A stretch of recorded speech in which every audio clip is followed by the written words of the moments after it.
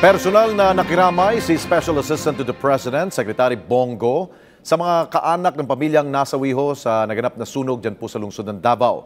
Tinitingnan na ni SAPGO na iatas sa mga kinaukulang ang mga maigting na kampanya upang maiwasan po mga ganun po mga pangyayaring sunog. May report si Regine Lanuza ng PTV Davao.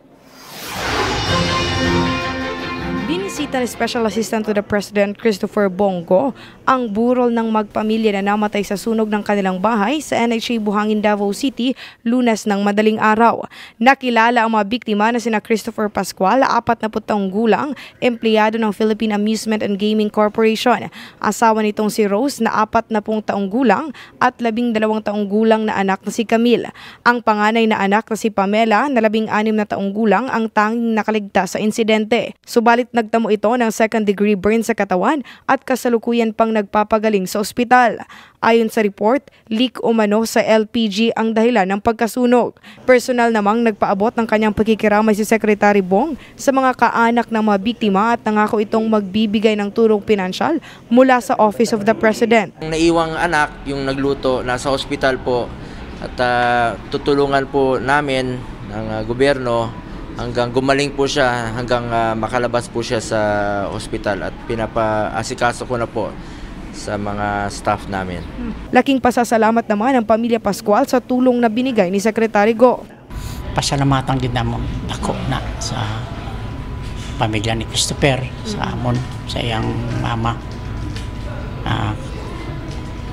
Ang tanan nga matabang.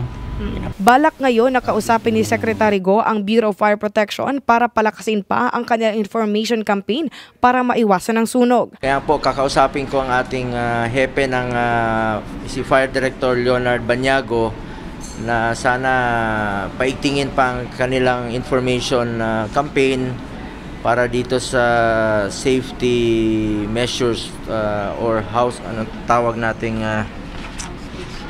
household fire safety awareness or household safety po.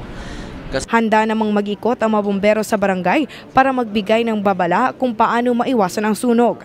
Hindi lang sa mga bahay-bahay o hindi lang sa mga business establishment, kahit sa schools, we are actually conducting this fire safety lecture. Ayon sa record ng BFP Davao, umabot na sa mahigit 10 ang insidente ng sunog sa Davao City nitong buwan lang ng Hulyo. Regine Lanuza para sa Bayan.